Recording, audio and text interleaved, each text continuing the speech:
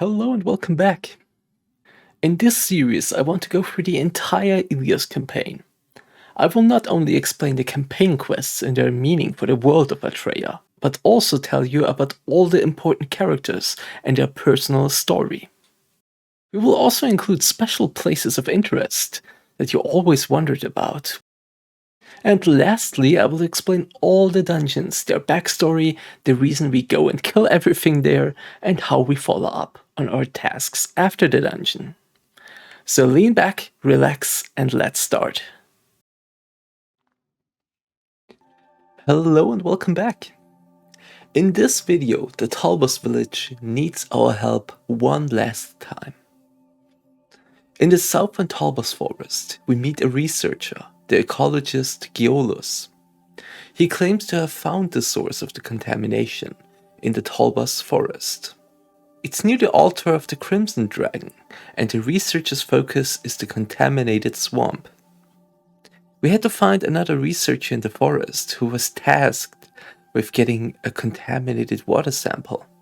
He gives us the sample and we bring it to Elyos. Elyos tells us that it is a very powerful poison and his knowledge is not enough to analyze it, so he sends us to Sanctum. The librarian Demos gives us a copy of a book named Guide to Rare Poisons.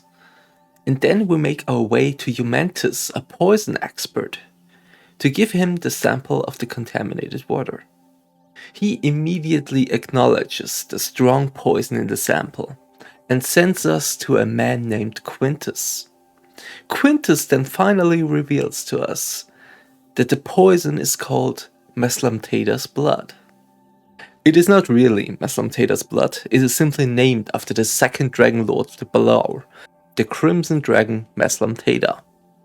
Kato and Garnis, two promising toxicologists and old friends of Quintus, used to research at the Temple of Freedom. They attempted to develop a deadly poison to use against the Asmodeans. However, Meslamtada's blood was an experiment gone wrong. It was highly addictive and caused mutations, but the two didn't know that until it was too late. Sanctum found out and was afraid of the possibility of contamination, so they both were banished. When Lady Eustille heard the news, she made an antidote called Eustille's Tear. However, both Katos and Garnis vanished and couldn't be found anymore. Quintus believes that both had already mutated. The antidote is still in Sanctum, in the Lycaeum, so we are sent there to get it, and then exterminate the poison at the source, in the contaminated swamp. On our way to the swamp, we come across a place called the Sumian Ruins. We have a strange feeling, yet there is no time to explore now. The poison is more important, so we continue our way to the swamp. As we found the poison's source, a contaminated slime creature, Kato's spirit appears before us, telling us that after he and Garnis got banished, Garnis was very bitter about it, and someday simply vanished. Kato himself tried to create an antidote, but before he could finish it, the poison mutated him, and then the poison infected everything around him.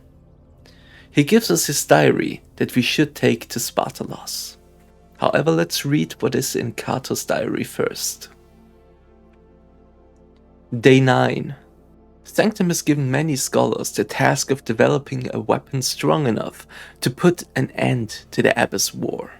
Garnis and I agreed to develop a new poison. Day 13. We moved our research to Verteron. Garnis read an obscure tale about the collapse of Aeon's Tower.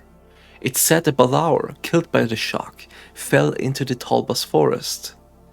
If we discover a body and can distill a poison from it, the Asmodeans won't be able to neutralize it. Day 23. Against my every expectation, we discovered some Balaur body parts on the altar of the Crimson Dragon and gathered samples. We succeeded in obtaining dried blood from one of the samples. I believe we can make poison from it, but it is complex. If we fail to analyze it properly, we may make the poison but fail to make the antidote. Day 42. We gave the poison the name Meslamtator's blood, because the Krull who used to worship at this altar called the deity Meslamtator. We are mass producing the poison and supply it to Sanctum. However, we have not succeeded in developing an antidote. I don't even know where to start. Day 77. A few days ago, Garnis dropped a vial of Meslamtator's blood and was splashed with it. He quickly cleansed his skin, but his appearance has been changing ever since. I asked Sanctum for help, but they said that Lady Elyos, who might have been of some assistance, had left Sanctum and they had lost contact with her. It seems we are on our own. I have to make an antidote and cure Garnis at all costs. Day 100. I'm afraid I too was exposed to the poison. My skin is slowly melting. I think Garnis is secreting the poison and has contaminated me. Garnis is no longer recognizable. If my hypothesis is right, the whole of Verteron will soon be in danger, and perhaps the surrounding regions as well. Day 117. Hard to hold pen now. Maybe last entry.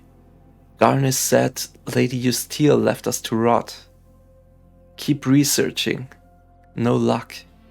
Our stupidity bringing ruin on us all. So in short, Sanctum wanted a poison to end and also win the Abyss War. Kato and Garnis found Balaur body parts and Balaur blood in Verteron and made poison from it, naming it Meslamtator's blood. Even though they didn't manage to create an antidote yet, they already started shipping the poison to Sanctum. One day Garnis dropped a vial and got poisoned by it.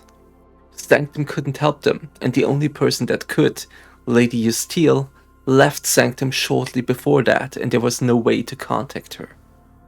Not only that, but thanks to Quintus, we also learned that Sanctum was so afraid of contamination that he right out banished them, leaving them completely on their own. Katos tried to cure Garnis but failed to do so, and also became poisoned in the attempt to help his friend. Garnis became really bitter about Sanctum banishing them, and someday simply vanished.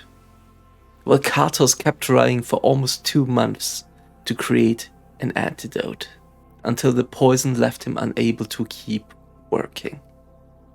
When Lady Elyos heard about the poison, she immediately made the antidote named Elyos Tear, but Garnis and Katos were nowhere to be found anymore. So we deliver the diary and report everything to Verteron's Brigade General Spartalos, who thanks us for our efforts to help Verteron. But was that really all there is to it? We know that Kato transformed into this slime creature, and we finally released him from his prison, so to speak. But what about Garnis? Did he completely vanish and die? Or did he overcome the poison and is still out there somewhere? Who knows? But for now, it is time for us to move on. So I thank you all for watching this video, and I hope to see you next time as well. If you have any questions, leave them in the comments below or on our Discord server. Have a nice day and see you next time. Bye.